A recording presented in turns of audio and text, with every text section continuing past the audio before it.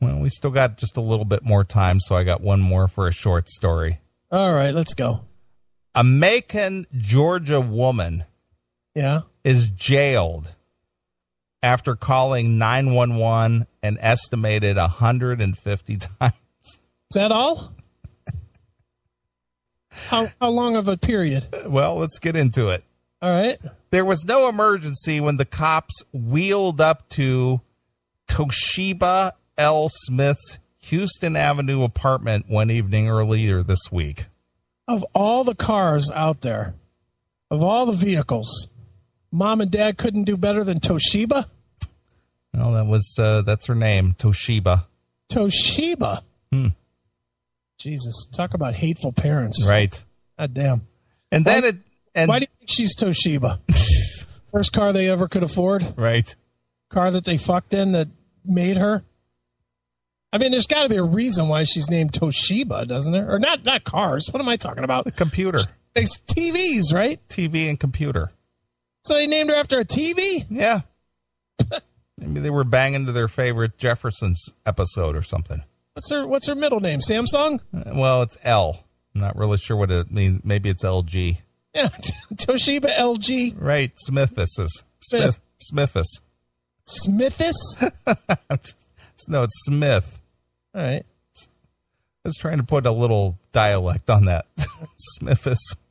Let's hear what Toshiba LG had going on here. But then it seems there never is when they're sent to her place, an emergency, that is. All right.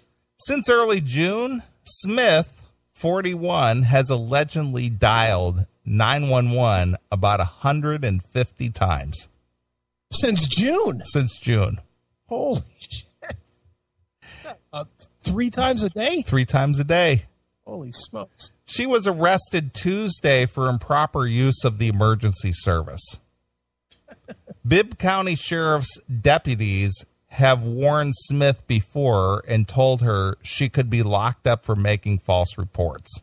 All right. On Tuesday evening, Smith called for help with a neighbor in Pendleton Homes who she claimed was using a recording device to pick on her. What? On Tuesday evening, Smith called for help with a neighbor in Pendleton Homes, all right, who she claimed was using a recording device to pick on her. Oh, my God.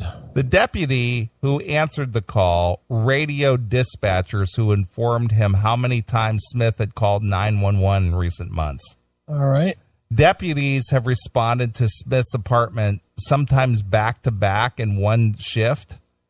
The Tuesday incident report said, adding that Smith had called 911 twice in the past hour. Smith, 41, who couldn't be reached for comment Wednesday afternoon because she was in jail, was being held in lieu of a $1,300 bond. So she couldn't even come up with $130?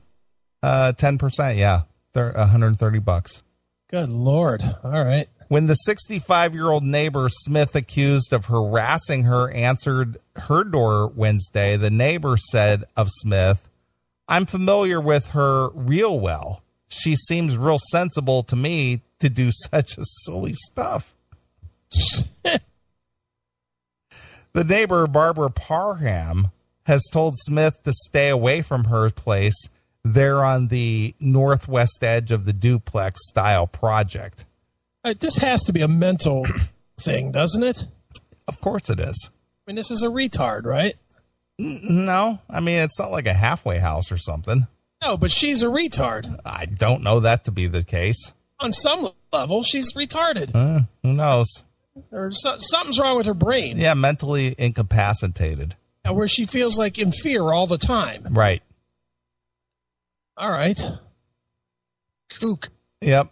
She said, "Stay away from me," because she was using off me, Parham said. She was using off me is what she said. Whatever that means. Yeah. She said Smith never paid her back after borrowing cigarettes, food, coffee, sugar, and flour, which Parham said Smith ate straight from the bag. She ate it straight from the bag. But didn't this same person say that this was a normal person? That's what she said. What's wrong with her? That she thinks that that's normal. I don't know the answer. Parham said Smith started calling the law because she can't get her way. Yeah, she's crazy. No, well, that's funny you should use that term because this is the exact next sentence. All right. She ain't crazy. Yeah, she is. Parham said she's a devil. A devil? That's what she said. Oh, no. She's religion? She's trying to get my name in the paper now. Okay. Parham said it seems like the police are sent there every day, all day long, and every night, all night long. Of Smith's arrest, Parham said, she brought that on herself. I tried to get her to go to church with me. She won't go. The devil at you, girl. You need to go to church every chance you get. The religion strikes again. So she was possessed with the devil. Well, that's pleasant. Right. So that's what happened. Well, good. I hope she goes to church.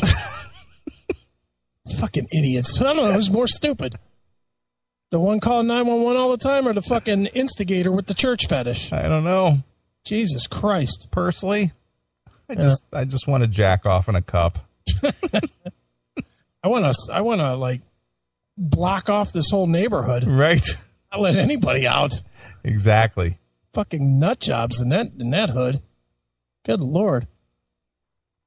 All right, let's get the fuck out of here. All right. Well, we want to thank George Lynch for being a part of the muffled phone conversation, for calling in and being part of his shadow train and the new Lynch mob. That's right. George, it's amazing the guy works as much as he does and gets as much music out there as he does. Yeah, I know. And isn't a millionaire. Yeah. Doesn't have a dime. It's always scratching for the next, bit of change.